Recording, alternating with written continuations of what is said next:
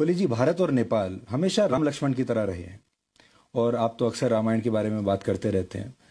लेकिन अब ऐसा लगता है कि लक्ष्मण जो है वो ये कहने लगा है राम से कि अब मुझे भी बराबरी का दर्जा चाहिए और अब हम बराबरी के हिसाब से रहेंगे।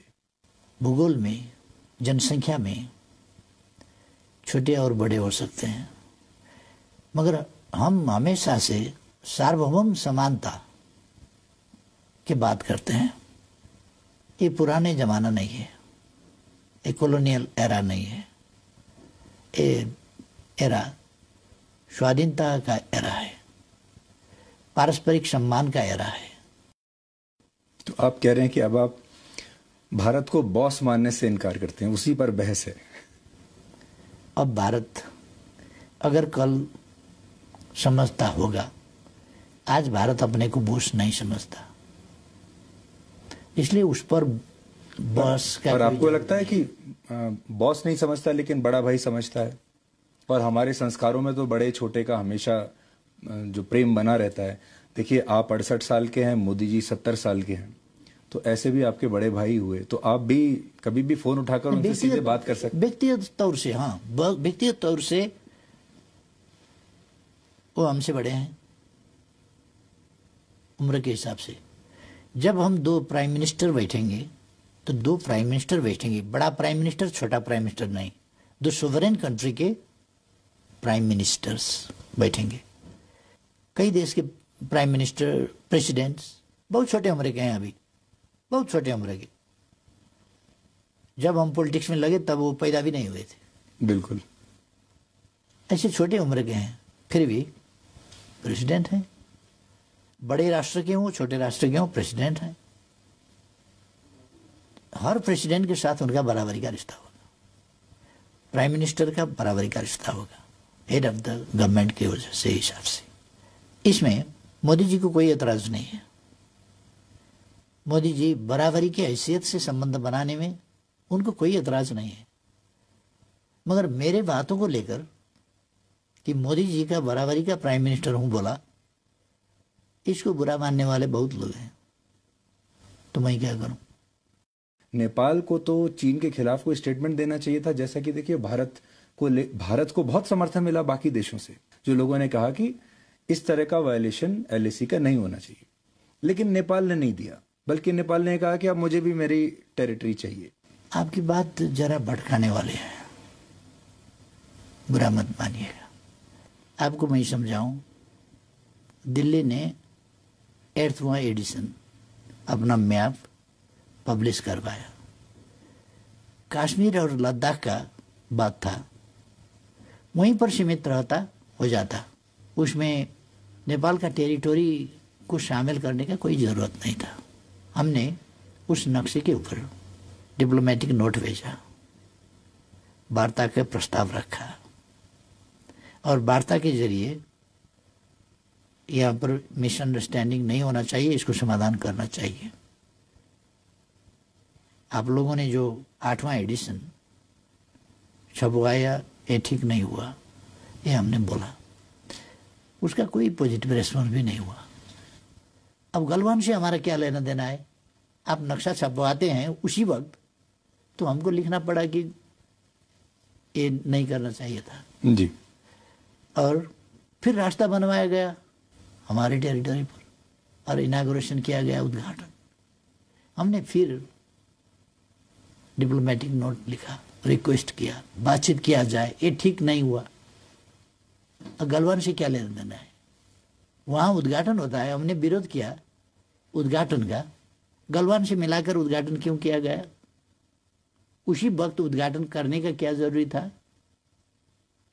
तो भारत में लोगों को ये लग रहा था कि अगर नेपाल एक एम्पायर है और भारत और चाइना मैच खेल रहे हैं, तो ये जो एम्पायर है ये बार बार भारत के खिलाड़ियों को ही ज़्यादा आउट दे रहा है, भारत के खिलाड़ियों के लिए ज़्यादा जल्दी उंगली उठा देता है, और चीन के खिलाड़ियों के लिए थोड़ा सॉफ्ट है।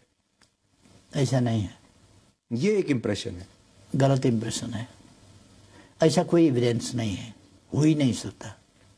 एक चीज कहते हैं और उसमें से आधा हम कटा देंगे। हाथी अगर लड़े तो भी मैदान का नुकसान ही होगा, हाथी अगर मिल गए तो भी मैदान का नुकसान। ये मिल गए तो भी नुकसान होगा, ये इसको हम कटा देंगे। हाथी अगर लड़ेंगे तो मैदान का नुकसान तो होगा। आपको किसके साथ अच्छी नींद आ रही है आजकल? आजकल का बात नहीं, नेपाल जो चीन या भारत? नेपाल जो अस्तित्व में है वो संतुलित नीति के साथ, न्यूट्रलिटी, ये तटस्थता की नीति के साथ किसी का पक्ष नहीं लेना, फिलहाल ये अच्छा नहीं लग सकता है। फिलहाल हमारा साइड क्यों नहीं लिया, हमारे पक्ष में क्यों नहीं बोला। मगर अगर आप उसका दीर्घकाल का नतीजा देखें तो हमारा न्यूट्रलिटी, हम किसी भी पड़ोसी के खिलाफ हमारा जमीन, हमारा आकाश इस्तेमाल करने नहीं देंगे किसी को भी। हम चाहते हैं हमारे पड़ोसी आराम से अपने अपने विकास के काम में लगे, परस्पर में सहयोग करें। अगर चीन ने ऐसा किया होता तो आप चीन के साथ भी ऐसे ही करते? मैं आपको ये बताऊं कि हम सोवरेनिटी के, टेरिटोरियल इंटीग्रिटी के सवाल में किसी से कम, किसी से ज्यादा व्यवहार नहीं करते। किसी ने ऑक्युपाई किया तो अच्छा हुआ, किसी ने ऑक्युपाई किया तो अच्छा नहीं हुआ, किसी ने कुछ गलत किया तो वो भी ठीक है, किसी ने गलत किया तो सचमुच गलत है। ये हमारा इंसाफ नहीं है। हम हर किसी के साथ समान व्यवहार करेंगे, हर किसी के साथ। इसमें फिर मेरा कोई पूर्वाग्रह नहीं है, इसमें कोई कंफ्यूजन नहीं रहना चाहिए कि हम कोई झमेला करना चाहें, ऐसा नहीं है। हम तो बस खोज किया जाए पवित्र राम भूमि, राम का जन्मभूमि असल में जो है वही पवित्र है, उसी की मिट्टी सर में लगाने से मतलब होगा। कोई दूसरी जगह को राम जन्मभूमि कहकर मिट्टी लगाने से कोई फायदा नहीं है। कहीं ऐसा तो नहीं कि आपने हिस्टोरिकल वर्जन को डिप्लोमेसी और पॉलिटिक्स में यूज कर लिया? नहीं, मैं आपको यही सजेस्ट करना चाहता था कि हमारा हिस्ट्री जो है, एक भारत, एक भारतवर्ष। भारतवर्ष का मतलब क्या था कि ये समुच्चा इलाका जहां हजारों राज थे, तब भारतवर्ष कहा जाता था। एक ही राज्य था भारतवर्ष, ऐसा नहीं है। भारतवर्ष कई राज्य थे। मेरा आखिरी सवाल आपसे ये है, तो फिर भारत और नेपाल का ये जो कल्चरल अलाइनमेंट है, पुराने जो चलता आ रहा है, हिस्टोरिकल अलाइनमेंट है, ये कैसे बना रहे इस समय, वो आप कैसे इंश्योर करेंगे? और जो हाल की ये जो विवाद हुए हैं, ये आपके हिसाब से कैसे सुलझ सकते हैं ताकि वही पुराना जमाना लौट आए? भारत से कई भाषाएं हमारा मिलता जुलता है। जैसा अभी मैं हिंदी में बोल रहा हूँ। जी बिल्कुल, टूटी फूटी हिंदी, ये पढ़ा हुआ हिंदी नहीं है। दरअसल सच्चाई को कबूल करें, तथ्यों को माने और फीलिंग को समझें, ये जरूरी है। फीलिंग को आधार इन फीलिंग को नहीं, सच्चाई पर आधारित, तथ्यों पर आधारित, प्रमाणों पर आधारित फीलिंग्स, उनको समझना चाहिए। पिछले कुछ महीनों से जब हम आपको लगातार ऑब्जर्व कर रहे थे तो हमने ये भी देखा कि आप एक प्रधानमंत्री तो हैं, नेता भी हैं, लेकिन आपके अंदर एक हिस्ट्री का प्रोफेसर भी है, एक दर्शन का प्रोफेसर भी है। और हाल के दिनों में आपने जितने लॉजिक्स निकाले, चाहे वो काला पानी, वो भी आपने हिस्ट्री में से निकाला, वो पूरा नक्शे की बात।